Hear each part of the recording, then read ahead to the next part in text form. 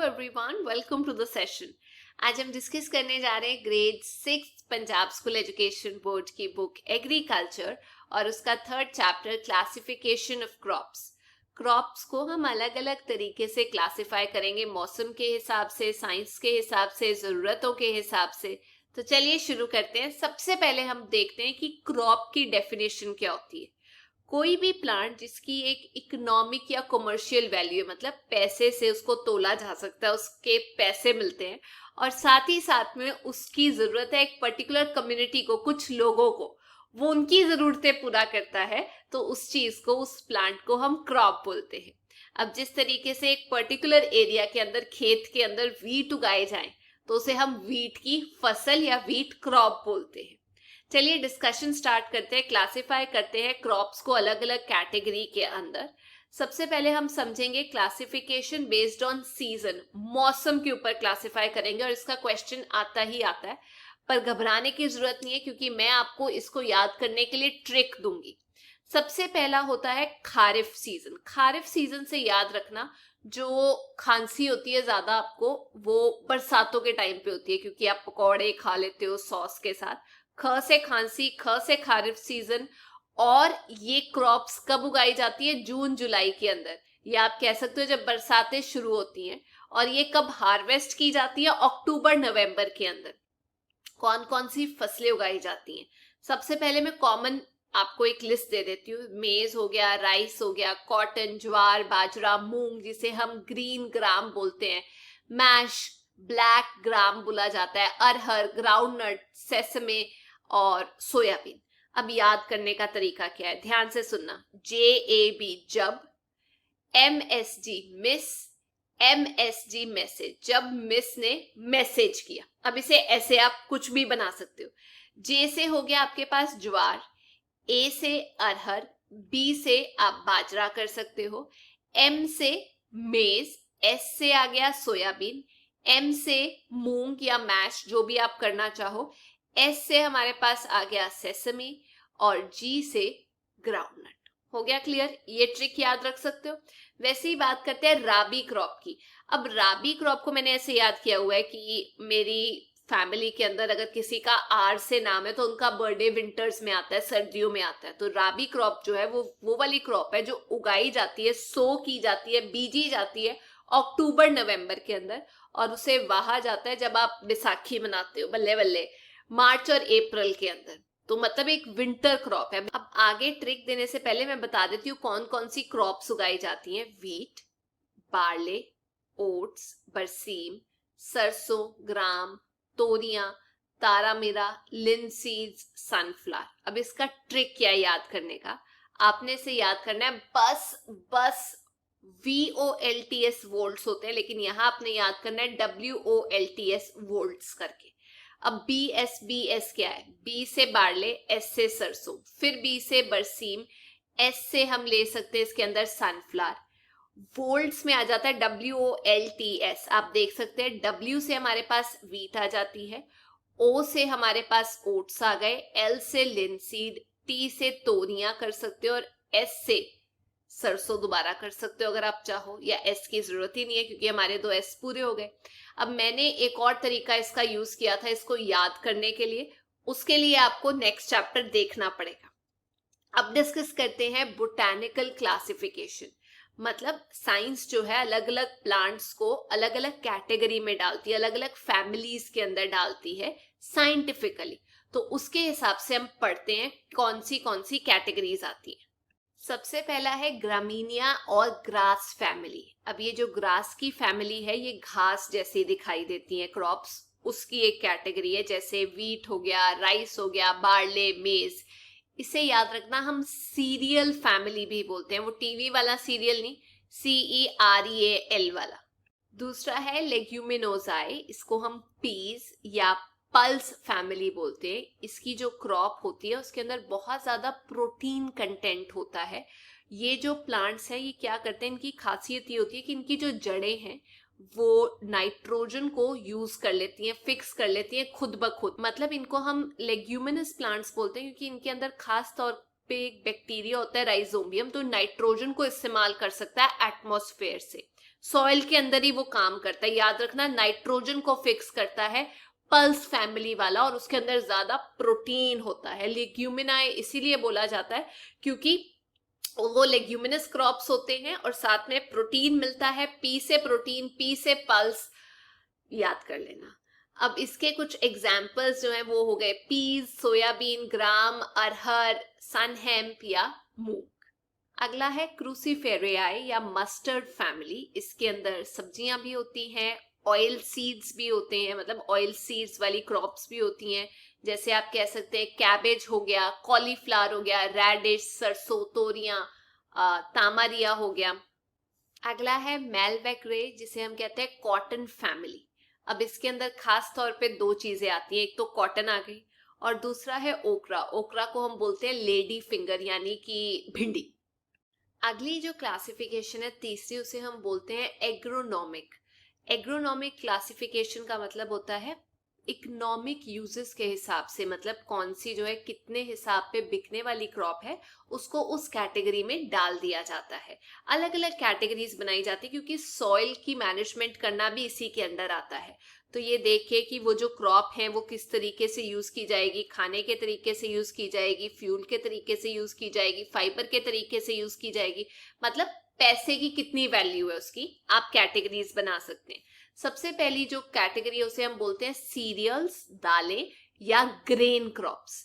तो जो सीरियल है हमने पढ़ा था उसे बोलते हैं grass grown for its edible grain, मतलब जो घास उगाया जाता है उसके अंदर जो ग्रेन्स होती हैं वो खाने लायक होते हैं, एडिबल होते हैं। वैसे तो घास के अंदर से कुछ खाने लायक होता नहीं, लेकिन ये वाला जो सीरियल है ये घास होता है जिसके जो ग्रेन्स होते हैं वो आप खा सकते हो।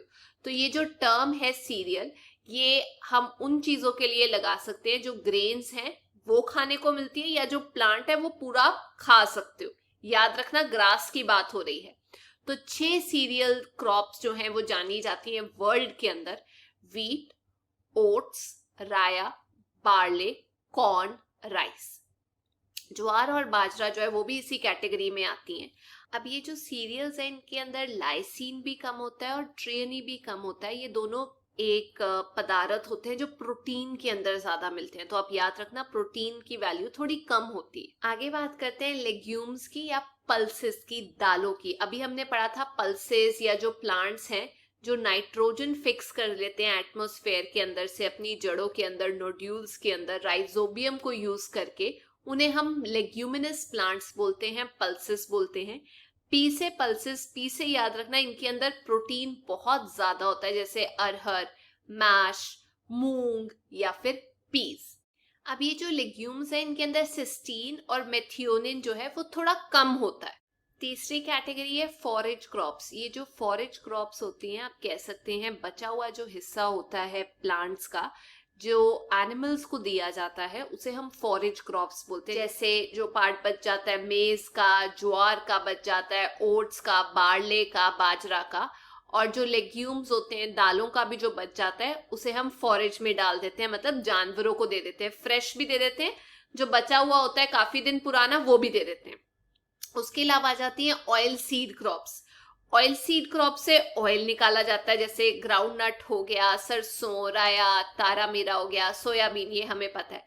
वेजिटेबल क्रॉप्स जिनसे हम खाने वाली चीजें मिलती हैं हमें, उसका कोई भी हिस्सा हो सकता है, जड़ें हो सकती हैं, पत्ते हो सकते हैं, फ्लावर्स हो सकते हैं, फ्रूट हो सकते हैं जो हम खाएं, उनको हम वेजिटेबल क्रॉप बोलते हैं। मतलब प्लांट के किसी भी हिस्से में खाना स्टोर्ड हो सकता है। ज्यादातर जो कॉमन वेजिटेबल्स जो इंडिया में पाई जाती हैं वो है पोटैटो, मतलब टमाटर, tomato, carrot, radish, cauliflower, cabbage, brinjal, okra. इसके अलावा आ जाती हैं फाइबर क्रॉप्स। फाइबर क्रॉप्स जो है उनको यूज किया जाता है टेक्सटाइल के अंदर, कपड़े बनाने के लिए, रस्सियां बनाने के लिए, जैसे कॉटन हो गया, सन हेम्प हो गया, सैन बोलते हैं, जूट हो गया।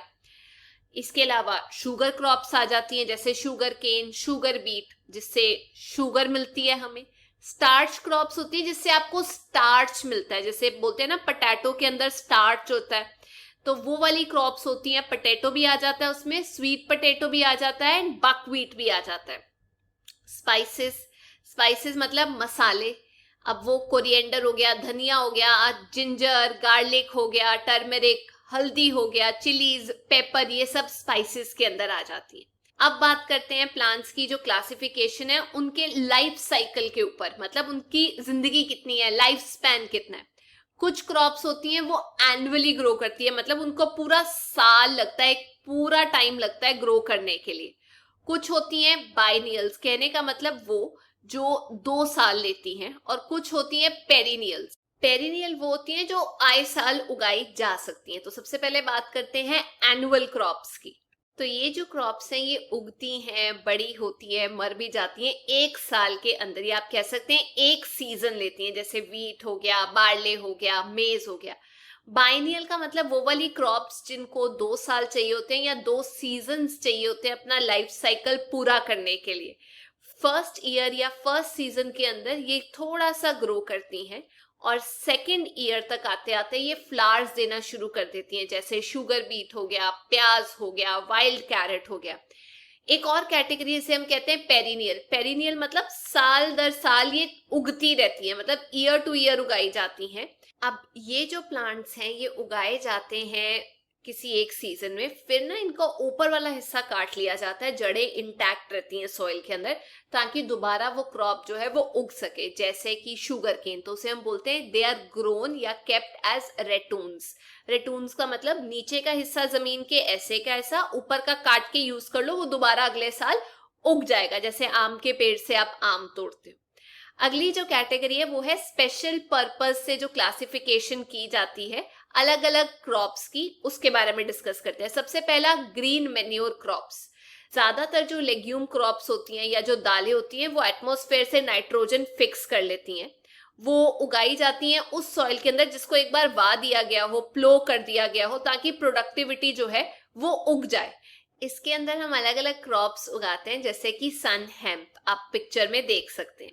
दूसरी होती है कैच या इमरजेंसी क्रॉप्स। 2 क्रॉपिंग सीजन के बीच में जो क्रॉप उगाई जाती है, जब एक हार्वेस्ट हो गया, एक मेजर क्रॉप हार्वेस्ट हो गई और अगली जो क्रॉप है वो आपने बीजनी है, तो थोड़ा सा टाइम बच जाता है, उसके अंदर जो उगाई जाती है उसको हम इमरजेंसी क्रॉप्स बोलते हैं, जैसे कि तोरियां।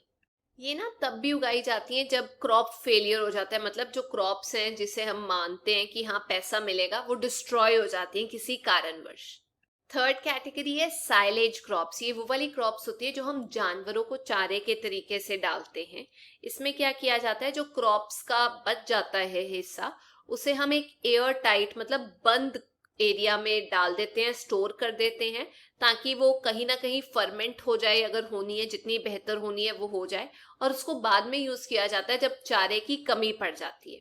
उसके अलावा अगली कैटेगरी है चौथी इंटरक्रॉप। इंटरक्रॉप का मतलब जैसे आपने कोई 2 रोज लगाई हुई हैं क्रॉप्स की, ऐसे करके उसके बीच की जो स्पेस है उसके अंदर आप इनको उगा देते हो। जैसे ग्राउंडनट को उगाया जाता है कैस्टर के अंदर, मैश या मूंग को उगाया जाता है कॉटन के अंदर। बेसिकली ये होता है कि एक ही टाइम पे 2 फसलें उगा के पैसे ज्यादा कमाए जा सके, मतलब पर यूनिट लैंड जो प्रोडक्टिविटी आउटपुट है वो बढ़ जाए। अगली कैटेगरी की क्रॉप्स से हम बोलते हैं बॉर्डर क्रॉप्स। ये क्रॉप्स जो हैं ये उगाई जाती हैं बॉर्डर पे मेन क्रॉप के, और ये इसलिए उगाई जाती है ताकि ये मेन क्रॉप को ना शेल्टर दें और जो फार्मर है उसको कुछ एक्स्ट्रा इनकम मिल जाए। शेल्टर इन द सेंस बहुत तेज हवा चल रही है उसको रोक दे। जैसे अरहर उगाई जाती है शुगर केन के आसपास, बाजरा उगाया जाता है मेज के आसपास, बॉर्डर पे उगाया जाता है ताकि उसको प्रोटेक्ट कर ले मेन क्रॉप को। अगली कैटेगरी है ट्रैप क्रॉप्स। जैसे नाम है वैसे ही इसका काम है। ये क्या किया जाता है, मेन क्रॉप के साथ कहीं ना कहीं लगा दी जाती है, उसके आसपास या उसके साथ, ताकि मेन क्रॉप पे जो कीड़ा लग रहा है ये उससे उल्टी चीज को अट्रैक्ट करके उसे खत्म कर दे। मतलब एक पेस्टिसाइड का काम करती हैं और उस कीड़े को खत्म करने में मदद करती है। जैसे मेज को यूज किया जाता है शुगर केन के केस में, ओकरा को यूज किया जाता है कॉटन के केस में, ओकरा होता है भिंडी। तो इनको ना एक बार जब ये पर्पस सॉल्व कर देती हैं उसके बाद इनको हटा दिया जाता है, मतलब रिमूव कर दिया जाता है। तो आप ये कह सकते हैं कि ये पेस्ट अटैक से बचाती हैं मेन क्रॉप को। अगली कैटेगरी है classification based on climatic adaptation. उसमें 2 कैटेगरीज है, ट्रॉपिकल और टेम्परेट। ट्रॉपिकल क्रॉप्स वो वाली क्रॉप्स होती हैं जो उगाई जाती है वार्म क्लाइमेट के अंदर, जहां ज्यादा फ्रीजिंग कंडीशंस नहीं होती, ज्यादा ठंड नहीं होती, जैसे शुगर केन हो गया, कॉटन हो गया, राइस, मूंग हो गया। टेम्परेट क्रॉप्स वो वाली क्रॉप्स होती हैं जो वहां पे उगाई जाती है जहां लंबी ठंड होती है, ज्यादा ठंडा पीरियड होता है, फ्रीजिंग पीरियड होता है, जैसे वीट, बार्ले, वो वाला एरिया। अगली कैटेगरी है based on source of water. कुछ क्रॉप्स होती हैं वो बारिश से ही अपना काम चला लेती है, कुछ को सिंचाई की जरूरत होती है, तो कुछ रेन फेड होती हैं और कुछ सिंचाई पे डिपेंड करती है। लास्ट कैटेगरी है बेस्ड ऑन इकोनॉमिक इंपॉर्टेंस, मतलब पैसा कितना मिलेगा। उसमें सबसे पहली कैटेगरी है कैश क्रॉप्स, मतलब अच्छा पैसा मिल जाएगा। Cotton, sugar cane, coffee, tea, इनको हम कमर्शियल क्रॉप्स भी बोलते हैं, उगाई पैसे के लिए जाती है। और दूसरा होता है फूड क्रॉप्स, खाने के लिए, फीड करने के लिए, जानवरों को चारा डालने के लिए, जैसे राइस, व्हीट और मेज। तो ये थी आज की क्लास। आई होप आप लोगों को ये चैप्टर समझ में आ गया है। अब हम नेक्स्ट क्लास में मिलेंगे, पर अगर आपको ये वीडियो अच्छी लगी तो please make sure you like, share and subscribe. हम दोबारा मिलते हैं। Till then take care, bye bye.